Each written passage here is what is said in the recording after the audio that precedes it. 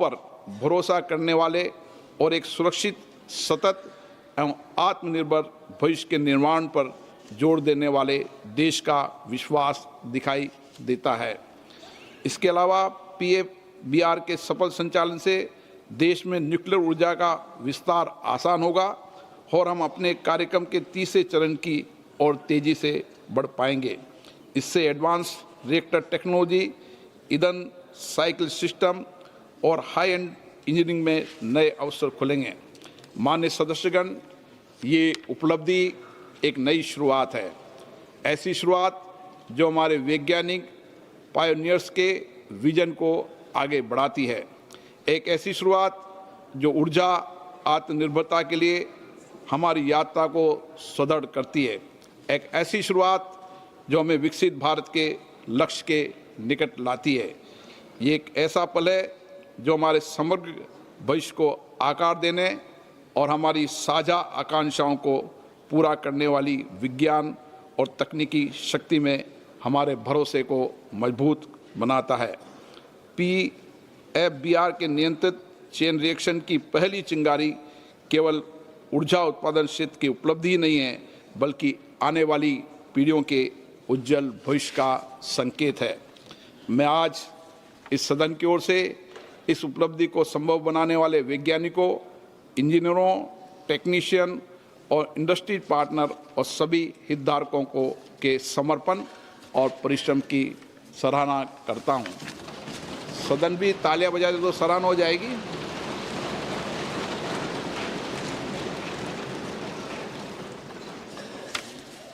सभा पटल पर रखे जाने वाले पत्र।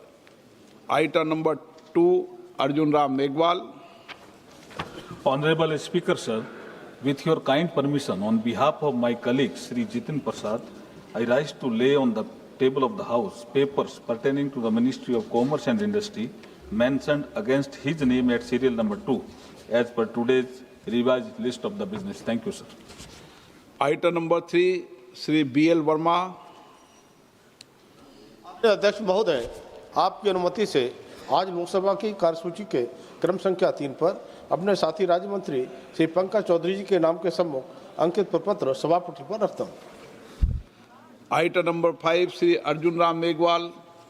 Honorable Speaker, sir, with your kind permission, on behalf of my colleague Srimati Rekha Nikhil Khadse, I rise to lay on the table of the House papers pertaining to the Ministry of Youth Affairs and Sports mentioned against her name at serial number 5 as per today's revised list of the business. Thank you, sir.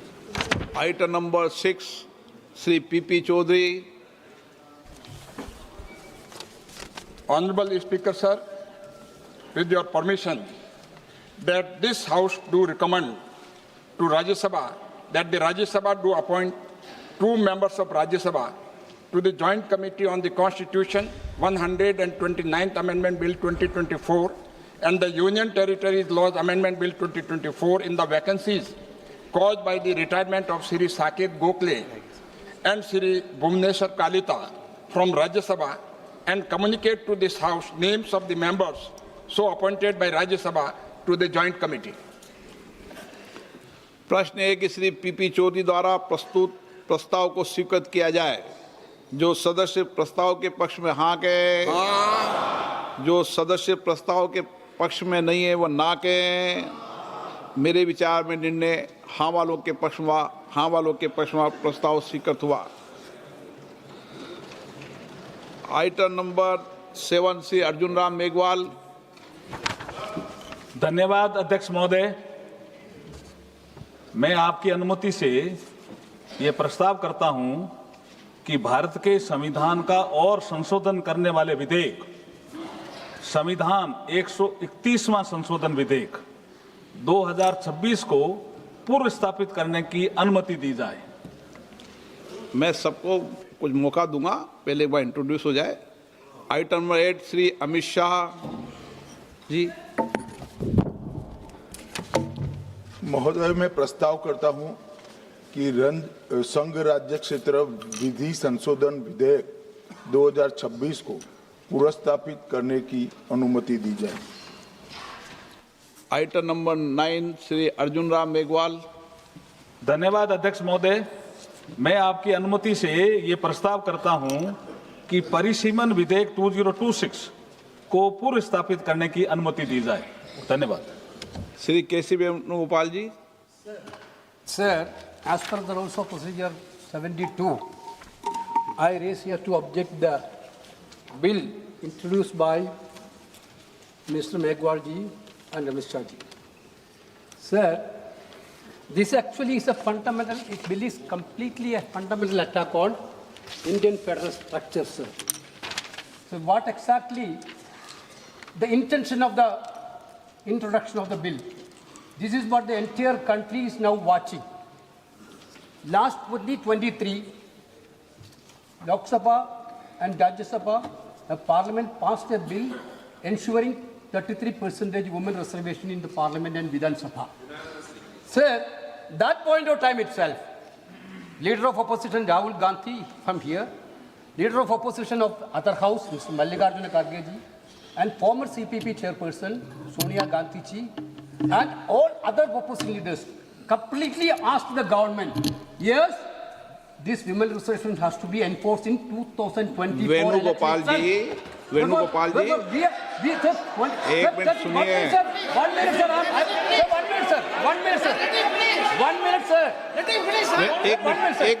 एक minute Venugopal जी, मैं please आपको पूरा एक minute मैं दे रहा हूँ।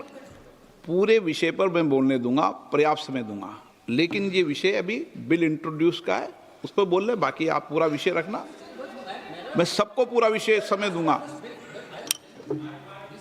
भूमिका इसमें नहीं बांधते। 81 and 82 completely provide the protection for fixing the seats of state on representation basis.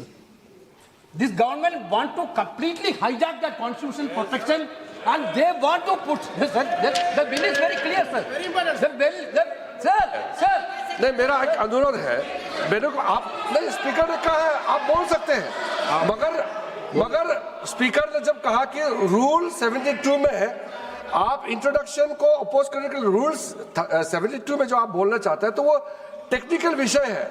आप जो है पूरा इशू पे डिबेट पे शुरू हो गया। वेणुगोपाल जी, ये डिबेट का समय का नहीं है, ये टेक्निकल आप ऑब्जेक्शन जो उठाया उस पे बोलना है। कॉम्पिटेंसी ऑफ द हाउस का जो मामला है आप उसको बताइए। नहीं, पूरा मौका देंगे, कोई अभी बिल पास थोड़ी हो रहा है, आप जितने घंटे जाओगे उतने घंटे मौका दूंगा। 33% of women reservation, why don't you implement in 2024 election? Sir, you only, sir. गृह मंत्री जी क्या कह रहे हैं? बिल के पुरस्तापित है बगैर बिल के मेरिट्स पर कैसे चर्चा हो सकती है? अभी उनको तकनीकी ऑब्जेक्शन है तो ही वो ले सकते हैं। एक बार बिल पुरस्तापित होने के बाद ही बिल के मेरिट्स पर सदन के सदस्य बोल सकते हैं। अभी ये सदन इस स्टेज पर है कि बिल को पुरस्तापित करना या ना करना, तो बिल को पुरस्तापित करने के लिए टेक्निकल ऑब्जेक्शन ही रूल 72 में वो ले सकते हैं। उनको भाषण करने का पर्याप्त मौका मिलेगा और आप बड़े दयालु हो, ज्यादा मौका देना उनको, हमें कोई, और हम भी कस कर जवाब देंगे, हमें कोई तकलीफ नहीं है। परंतु अभी जो रूल्स है वो रूल से है कि वो तकनीकी ऑब्जेक्शन ही ले सकते हैं, बिल के मेरिट्स पर नहीं बता सकते। Sir, what is the procedure of the house, sir? Sir, you तो honorable speaker, प्रोसीजर sir. सुनना चाहते हैं? Sir, you allow me to speak. नहीं, Yes, sir, allow. you allow me to speak. Allow कर दिया Minister मैंने। can reply final. इनका Minister माननीय can गृह मंत्री reply. जी का बिल लिस्ट मैंने मौका दिया उनको। Why Amit Shah ji interfering minute? He can reply, sir. What is there, sir? No. You can reply. Sir, my point is very clear. Sir, this bill.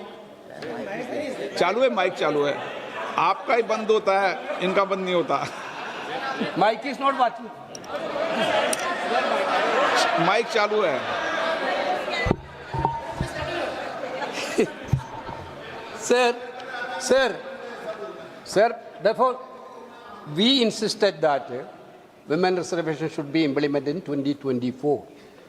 You brought a bill that women reservation will be implemented after the census and census after delimitation. This is by the government only, not from opposition. Now you are telling delimitation census is not possible before 2029. Therefore, you have a better example in Assam. You have a better example in Jammu Kashmir. How you completely done the delimitation exercise? Every entire country know that. You want to centralize that delimitation now nationally. Sir, my point is that, sir, this is against the. This is against. Sir, you are. When Indira Gandhi ji was the Prime Minister, the protection of the state has been given by the Constitution 25 years. Sir, Atal Bihari Vajpayee ji also in 2001. Atal Bihari Vajpayee also extended that protection. Now you want to take away the protection given by Indira ji and Atal Bihari Vajpayee. Your intention is very clear, sir. Your intention is to hijack Indian democracy. You know about the Indian people mindset. You are scared of 2029 election. You want an escape route to cover up that 2029. That is why you bring the anti-constitutional bill. Therefore, I think the minister has to withdraw this bill, sir. This is the minister has to withdraw the bill. मैं पहले ही सदन को बता दूं कि इस bill पर व्यापक चर्चा होगी, इसलिए आप अपने विषय को जब व्यापक चर्चा हो जब बोलें, और पर्याप्त समय आपको दूंगा, कोई समय की कमी नहीं रहेगी। अभी नियम प्रक्रियाओं से सदन चले, 72 में ही आप ऑब्जेक्शन करें, ये मेरा आग्रह है आपसे। धर्मेंद्र यादव जी आपको देंगे। धन्यवाद अध्यक्ष जी। पहले सबसे पहले आपका। मैं अपनी पार्टी और अपने नेता आदरणीय अखिलेश जी की ओर से ये जो तीनों ही के तीनों बिल आए हैं, संविधान संशोधन बिल, परसीमन बिल, संघराज्य बिल, तीनों ही बिलों का पुरजोर विरोध करता हूं सभापति जी, और संवैधानिक आधार पर करता हूं। देश के संविधान में हम संसद को पावर इस बात की दी गई है कि संविधान की संरक्षा करें, सुरक्षा करें, लेकिन सभापति जी आज एक ऐसे बिल आए हैं कि हम लोग संविधान को ही तोड़ना, मरोड़ना, फोड़ना चाह रहे हैं, और इसका हम समाजवादी पार्टी के लोग पुरजोर विरोध करते हैं। सभापति जी, विरोध के आधार हैं। सभापति जी, जिस तरह से डिलिमिटेशन को जनगणना से पृथक किया जा रहा है, ये मैं समझता हूं संविधान की भावनाओं के पूरी की तरह से विरोध में है। जिस तरह से महिला बिल के नाम पर महिला बिल की चाशनी, अध्यक्ष जी एक मिनट तो देना पड़ेगा अध्यक्ष जी, नहीं देंगे, दीजिए। ऐसे नहीं, महिला बिल की चाशनी के नाम पर जो हाल कश्मीर का हुआ है, आसाम का हुआ है, वही हाल पूरे देश के करने का जो प्रयास है, हम संपूर्ण विपक्ष की ओर से इसका हम पुरजोर विरोध करेंगे। सभापति जी एक आधी बात और, इस बिल के अंदर जब तक पिछड़े वर्ग की महिलाएं, जब तक मुसलमान भाइयों की महिलाएं नहीं शामिल की जाएंगी, हम समाजवादी लोग इसका साथ नहीं देंगे। और एक बात और स्पष्ट करना चाहता हूं, समाजवादियों से बड़ा महिलाओं का हितैषी इस देश की कोई पार्टी नहीं है। आज भी आपसे ज्यादा प्रतिशत हमारे अंदर महिलाओं की है। इसलिए सभापति जी आपके माध्यम से सरकार से अनुरोध है कि इस बिल को, संविधान संशोधन बिल को, परसीमन बिल को, केंद्र राज्य संशोधन बिल को वापस लिया जाए, और जो 2023 में महिला बिल लागू किया इस सदन ने, उसका अनुपालन किया जाए, देश के अंदर लागू किया जाए। अब सब सीनियर सदस्य हैं, सबको बार बार टोकने का, रोकने का कहेंगे तो अध्यक्ष महोदय हमें रोकते हैं, टोकते हैं। इसीलिए क्या महिला आरक्षण के खिलाफ हैं क्या आप?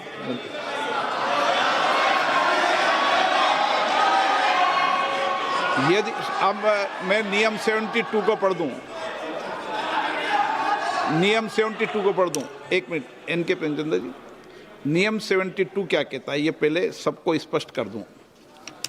यदि किसी विधेयक को पुरस्तापित करने की अनुमति के प्रस्ताव का विरोध किया जाए तो अध्यक्ष द्वारा यदि ठीक समझा जाए और प्रस्ताव का विरोध करने वाले सदस्य प्रस्ताव को पेश करने वाले सदस्य द्वारा संक्षिप्त वक्तव्य दिए जाने की अनुज्ञा देने के बाद बिना अग्रतर वाद विवाद के प्रश्न को रखा जा सकेगा। परंतु जब प्रस्ताव इस आधार पर विरोध किया जाए कि विधेयक ऐसे विधान का लेजिस्लेटिव कॉम्पिटेंस का ऐसे विधेयक का विधान का सूत्रपात करता है जो विधायन क्षमता से परे है, तो अध्यक्ष द्वारा उस पर पूर्ण चर्चा की आज्ञा दी जा सकती है। परंतु ये भी है कि अध्यक्ष द्वारा वित्त विधेयक या विनियोग विधेयक को प्रस्तावित करने की अनुमति का प्रस्ताव तुरंत मतदान के लिए रखा जा सकता है। अब आपने रूल 72 में जिन्होंने नोटिस दिया है, आपने रूल 72 में ये टेक्निकल विषय उठाने का मौका दिया जा रहा है। मेरा एक बहुत विनम्रता से एक रिक्वेस्ट है, अभी जैसे हमारा समाजवादी ने कहा कि मुस्लिम महिलाओं का आरक्षण होना चाहिए, ये असंवैधानिक बात इस तरह का रूल 72 में ना बोले। धर्म के नाम पर यह रिजर्वेशन नहीं हो सकता, संविधान में नहीं है, इस तरह का बात ना करें। आपने नहीं बुलाया जी को महिला विधेयक को।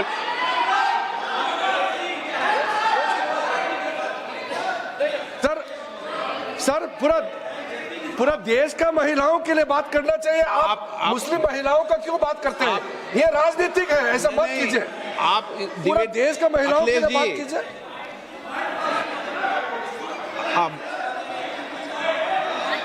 अखिलेश जी को बोलते हैं, जल्दीबाजी क्यों है आपको जल्दीबाजी क्यों है? महिला विधेयक के पक्ष में हम, आप जनगणना क्यों नहीं कराना चाहते?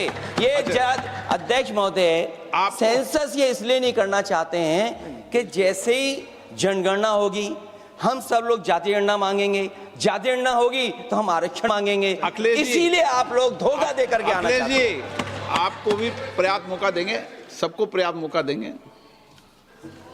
माननीय अध्यक्ष जी, अखिलेश जी ने बोला, उसका जवाब दे रहे हो तो हाँ उसी पे जा रहे हैं, उसी पे बोल रहे हैं। हाँ माननीय अध्यक्ष जी, सदन की कार्यवाही को पूरा देश देख रहा है। कुछ स्टेटमेंट ऐसे किए गए जो जनता में चिंता पैदा कर सकते हैं। अखिलेश जी ने कहा जनगणना क्यों नहीं हो रही है। मैं पूरे सदन के माध्यम से देश की जनता को बताना चाहता हूं, जनगणना का काम शुरू हो चुका है, जारी। 2, उन्होंने कहा कि हम जाति जनगणना का मांग करेंगे। मान्यवर, मैं आपके माध्यम से सदन को बताना चाहता हूं कि सरकार ने जाति की जनगणना करने का निर्णय ले चुकी है और आप बैठिए बता दो। अरे बैठिए भाई, बैठिए।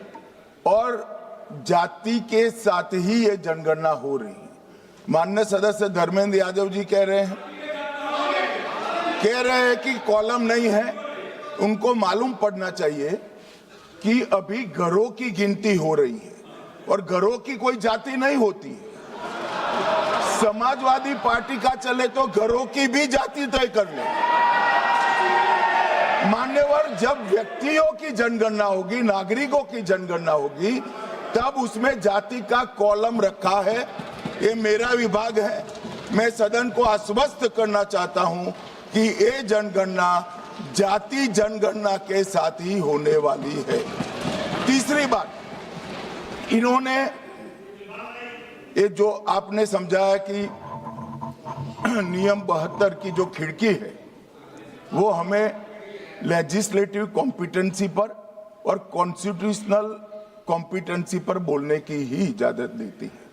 वो खिड़की का उपयोग कर धर्मेंद्र यादव जी ने एकदम गैर संवैधानिक बात करी, मुस्लिम महिलाओं को आरक्षण की। मान्यवर, हमारा संविधान किसी भी प्रकार के धर्म के आधार पर आरक्षण की कतई मंजूरी नहीं देगा।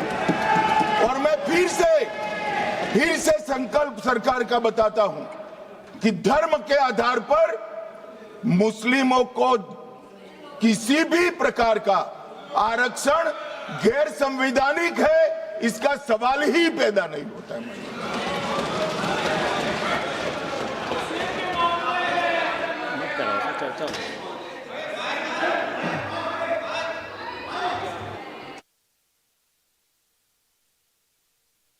It's not there.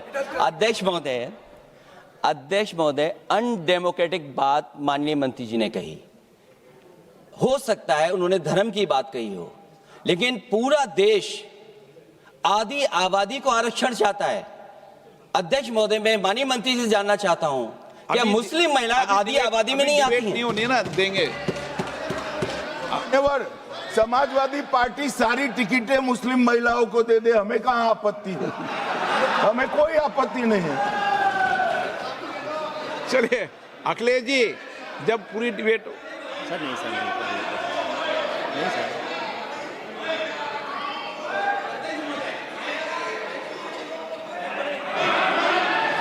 अच्छा, अध्यक्ष महोदय बहुत विनम्र उससे होकर के किसी को हर्ट न करे वो बात भी मैं कहना चाहता हूं। अध्यक्ष महोदय, जब माननीय प्रधानमंत्री जी को पिछड़ों से वोट चाहिए था, तो माननीय प्रधानमंत्री जी अपने आप को कहा कि मैं पिछड़ी जाति से आता हूं। चलो ये नहीं, चलिए आगे बढ़िए। अब आप डिबेट मत करो ऐसे, ठीक है ना? चलिए डॉक्टर कोकोली घोष,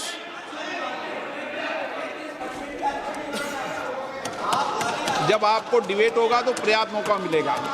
आप सारा विषय रखना, डिबेट के समय कोई दिक्कत नहीं है। Honorable sir, I rise on behalf of All India Trinamool Congress to raise my objection for introduction of this bill for two reasons. The 131st Amendment of the Constitution. First, the Article 334A is arbitrary as it makes women's reservation dependent on a future delimitation exercise, contingent on the discretion of the government. This creates uncertainty and allows the government to delay implementation. Equality cannot depend on political exercises. Equality comes by birth, by democratic rights given in the Constitution by Ambedkar Sahab, whose birth centenary we just celebrated this week. And secondly, sir, the Constitution mandates periodic readjustment after each census under Article 82 and 170 for Lok Sabha and Vidhan Sabha. This bill deletes that mandate and substitutes it with executive discretion, converting it into obligation into political choice. And also, women should be elected to the additional seats like All India Trinamool Congress always feels more than 33% before even 2023 when the bill was passed. And women will be elected to the additional seats created through reservation without cutting the seats of the existing male MPs. This is chauvinism, this is anti-democratic, it is unconstitutional. Thank you, sir. मुझे लग रहा है कि सदन में सभी मान्य नेताओं को विरोध बिल का करें, उसके पहले अपने मत को दे देंगे तो देश समझ जाएगा। इसलिए पूरी डिबेट के समय मत देना, अभी विधायी क्षमता पे कर लो। चलिए, नहीं वो तो ठीक है, लेकिन मैंने कहा एन.के. प्रेमचंद्रन जी समझा दो इनको। आप तो एन.के. प्रेमचंद्रन जी, आप रूल्स में बोलना, ठीक है ना? अगर आप रूल्स में नहीं बोलोगे तो लोग ठीक नहीं समझेंगे। Thank you very much, Mr. Speaker, sir. Sir, I rise to oppose the introduction of 131st Constitution Amendment Bill on the following 6 grounds, and that to the constitutional grounds. I am questioning and challenging the constitutional competency as well as the legislative competence of introducing this bill. So kindly, according to Rule 72(1) proviso, kindly provide me some time so as to elucidate my case regarding the legislative competence of the bill. Sir, number one, the 131st Constitution Amendment Bill is not meant for the women reservation, but it is meant for the delimitation. That is the basic objection we are raising. Sir, always the Honorable Minister, the Home Ministry is always talking about the women's reservation. Already, as per the constitutional provision, this House unanimously, except 2 honorable members, this House unanimously passed the Women Reservation Bill by 2023 Act. That has become the part and parcel of the Constitution that is in existence. That is the same Home Minister has moved the bill, or the government has moved the bill, and that was unanimously passed except 2 members who have voted against. So that bill is in existence. At the time of passing the bill, see, coming to the statement of... No, these are all technical points. These are all technical points. Sir, these are all technical points. Statement of objects and reasons should be in consonance with the contents of the bill. That is also a legislative practice. Here it is missing, para 6. Sir, kindly see para 6, just K.C. Venugopal has pointed out it. The next census and the consequential delimitation exercise thereafter will take considerable time. Sir, whether the government is not aware of that, the delimitation process as well as the census process will take time, so that after the delimitation, the Women Reservation Bill can be made practicable only by 2034. At the time of at the time, so that means the statement of objects and reasons are not. Sir, please. And No. another very. आप तो पूरी bill pay debate करने लगे.